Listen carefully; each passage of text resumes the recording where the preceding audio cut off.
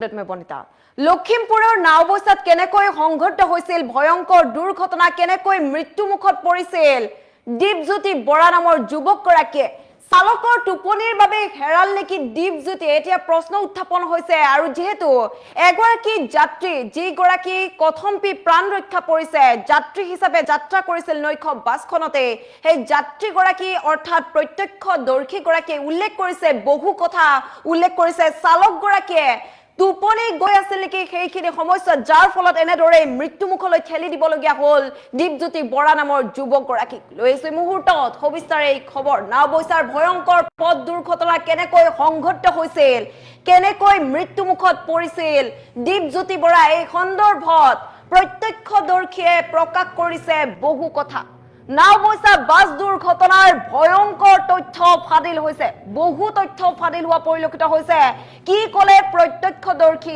যাত্ৰী যেহেতু বহু কেইগৰাকী যাত্ৰী কথম্পি প্ৰাণ ৰক্ষা পৰিছে আৰু পুৱা 4:30 বজাৰ ভিতৰত সংঘটিত হৈছিল এই ঘটনা পুৱাৰ ভাগত সংঘটিত হৈছিল 4:30 বজাত আৰু বাছখনত যাত্ৰী আছিল 40ৰ পৰা 45 গৰাকী 40ৰ পৰা 45 গৰাকী যাত্ৰীয়ে একেলগে যাত্ৰা কৰিছিল আৰু বাছৰ অন্তিমটো সিটত আছিল দীপজ্যোতি আৰু বাছৰ অন্তিমটো সিটত বহি যাত্ৰা কৰিছিল আৰু তীব্ৰ বেগত বাগৰি পৰিছিল যাত্ৰীবাহী বাছখন ইতিমধ্যে এই তথ্য প্ৰকাশ কৰিছে প্ৰত্যক্ষদৰ্শীগৰাকীয়ে আৰু দুৰ্ঘটনাৰ পিছতে বাছৰ তলত সম্পূৰ্ণৰূপে সোমাই পৰিছিল দীপজ্যোতি আনহাতে চালকে টোপনি যোৱাৰ অভিযোগো উত্থাপন কৰা পৰিলক্ষিত হৈছে চালকগৰাকীয়ে টোপনি গৈছিল সেই সমস্যাত বুলি ইতিমধ্যে অভিযোগ উত্থাপন কৰিছে আৰু উল্লেখ কৰিছে যে যিখন বাছৰ ড্ৰাইভাৰ আছিল সেই ড্ৰাইভাৰ গৰাকী নতুন আছিল বুলি উল্লেখ কৰিছে চলাই থাকোতে কেইবাবাৰো নিয়ন্ত্ৰণ হেৰুৱা বুলিও মন্তব্য প্ৰদান কৰিছে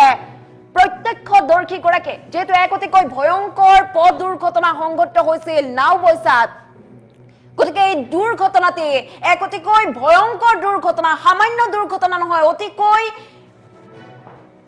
ৰাজ্য জুকাৰি যোৱা ভয়ংকৰ পথ দুৰ্ঘটনা সংঘটিত হৈছিল আৰু যেহেতু উল্লেখ কৰিছে প্ৰত্যক্ষদৰ্শীগৰাকীয়ে যে পুৱাৰ ভাগত সংঘটিত হৈছিল প্ৰায় 4:30 মান বাজিব আৰু সেই সময়ছোৱাতে হঠাৎ এনেদৰে নিয়ন্ত্ৰণ হেৰুৱাই বাছখনে বাগৰি পৰে আৰু এই দুৰ্ঘটনাৰ মূল কাৰণেই হৈছে চালকগৰাকীয়ে টোপনি গৈছিল ইতিমধ্যে অভিযোগ উত্থাপন কৰা পৰিলক্ষিত হৈছে চালকগৰাকীৰ বিৰুদ্ধে আৰু উল্লেখ কৰিছে যে যাত্ৰা যিখন বাছ চালকগৰাকীয়ে চলাইছিল সেই চালকগৰাকী সম্পূৰ্ণ নতুন আছিল নতুন ড্ৰাইভাৰ আছিল বুলি উল্লেখ কৰিছে কিয়নো যাত্ৰা কৰি থকা সময়তে অৰ্থাৎ বাছখন চলাই থকা সময়তে কেইবাবাৰো নিয়ন্ত্ৰণ হেৰুৱাইছিল বুলি উল্লেখ কৰিছে চালকগৰাকীৰ বাৰে বাৰে টোপনি আহিব খোজে বুলি উল্লেখ কৰিছে আৰু যেহেতু নাওবৈচাতেই এই ভয়ংকৰ বাছ দুৰ্ঘটনা সংঘটিত হৈছিল এখন নৈশ বাছ যাত্ৰা আৰু সেই যাত্ৰা বাছখনতে 40ৰ পৰা 45 গৰাকী যাত্ৰী আছিল বুলি জানিব পৰা গৈছে আৰু যেহেতু আটাইকেইগৰাকী যাত্ৰীয়ে আহত হোৱা বুলি জানিব পৰা গৈছে তাৰে মাজতে কথম্পি প্ৰাণ ৰক্ষা পৰিছে এগৰাকী যাত্ৰী যিগৰাকী ইতিমধ্যে বহু তথ্য প্ৰকাশ কৰিছে বহু কথা উল্লেখ কৰিছে যে কেনেকৈ দুৰ্ঘটনাটি সংঘটিত হৈছিল কেনেকৈ মৃত্যুমুখত পৰিছিল দীপজ্যোতি বৰা নামৰ যুৱকগৰাকী জানিব পৰা মতে দুৰ্ঘটনা সংঘটিত হোৱাৰ পাছতে যেহেতু নিয়ন্ত্ৰণ হেৰুৱাইছিল টোপনিৰ ভাৱ আহি আছিল বাৰে বাৰে চালকগৰাকীৰ টোপনি গৈছিল বুলি উল্লেখ কৰিছিল চলাই থকা সময়তে অভিযোগ উত্থাপন কৰা পৰিলক্ষিত হৈছে যাৰ ফলতে এনেদৰে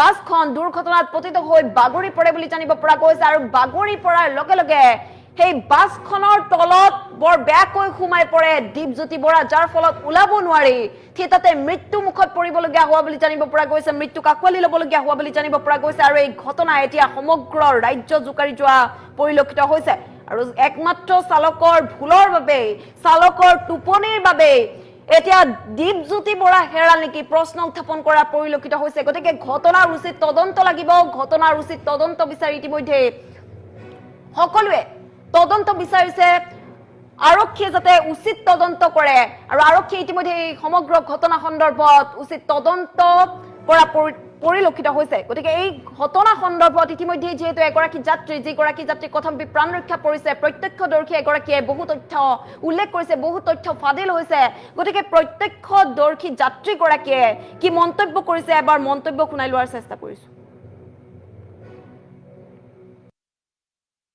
ঘটনাটো প্ৰায় 4টা 4:30 মান বজাতে আজি ৰাতিপুৱাই গুৱাহাটীৰ পৰা মাজুলী আহি থাকোঁতে লখিমপুৰ নোপোৱাৰ আগতে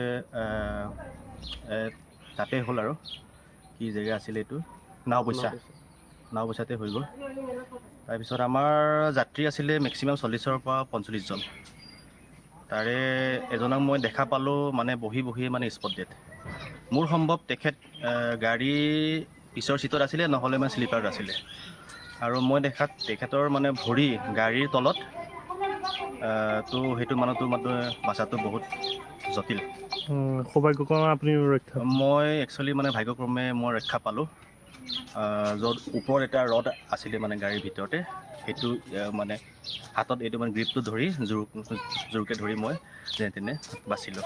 তথাপি শ্লিপাৰত মানে হোৱা মানুহ দুজনে মোৰ ইয়াতে মানে পৰিছে, ওপৰৰ পৰা লাগেজ পৰিছে বা মানে মানুহবোৰ মানে পৰি গৈছে, যিহেতু গাড়ীখন স্পীডত গৈ মানে পাল্টি খাইছে।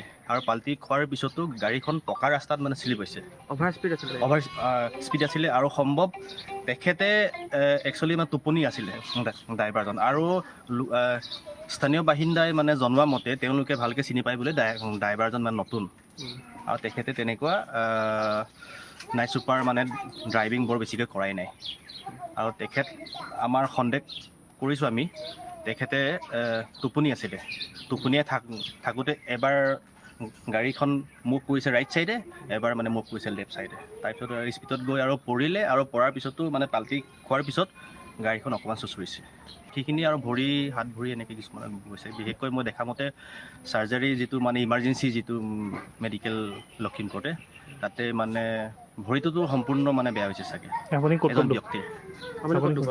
মই ইয়াতে অকণমান দুখ পালোঁ হাতত, আৰু কঁকালত অকণমান দুখ পাইছিলোঁ বাৰু। আৰু মই আছিলোঁ মাজুলী, বাকীখিনি ধৰক মানে ঢকুৱাখানা বা লখিমপুৰ এনেকুৱা যাত্ৰী আছে। ড্ৰাইভাৰজন লখিমপুৰ? ড্ৰাইভাৰজন মই গম নাপাওঁ বাৰু, অলপ দাড়ি মোচ আছিলে মানুহজন, নতুন ড্ৰাইভাৰ বুলি কৈছে। য'ত মানে এক্সিডেণ্ট হৈছিলে স্থানীয় বাসিন্দা সকলোৱে কৈছিলে মোক। আপুনি মেডিকেল কলেজৰ পৰা আহিছে? মেডিকেল কলেজৰ পৰা, হয়। আচলতে সেই মটৰটো কেনেকুৱা অনুভৱ আচলতে, জীয়াই থাকিম বুলি ভাবিছিলোঁ নে? মইতো একচুৱেলি তেতিয়া ভয় কৰিলোঁ বাৰু, কাৰণ ইমান ডাঙৰ গাড়ীখন, ডাঙৰ এটা শব্দ, প্ৰকাণ্ড শব্দ চাউণ্ড কৰিছে আৰু শ্লিপ হৈছে, পাল্টি খাইছে আৰু মানে চুচুৰিছে পাল্টি খোৱাৰ পিছত। সেইটোতো ডাঙৰ এটা মানে ভয়ানক, মই জীৱনত এনেকুৱা দেখা নাই। কিন্তু মই ভগৱানৰ আশীৰ্বাদত মই যেনে তেনে মই মানে বাচি আহিছোঁ। আপুনি কেই নম্বৰ চিটত আছিলে? মই মিডলত 10 নম্বৰ চিটত আছিলোঁ। আপোনালোকৰ ছিংগুল আছিলে নে ডাবুল? মই ছিংগুলত আছিলোঁ। ঘটনা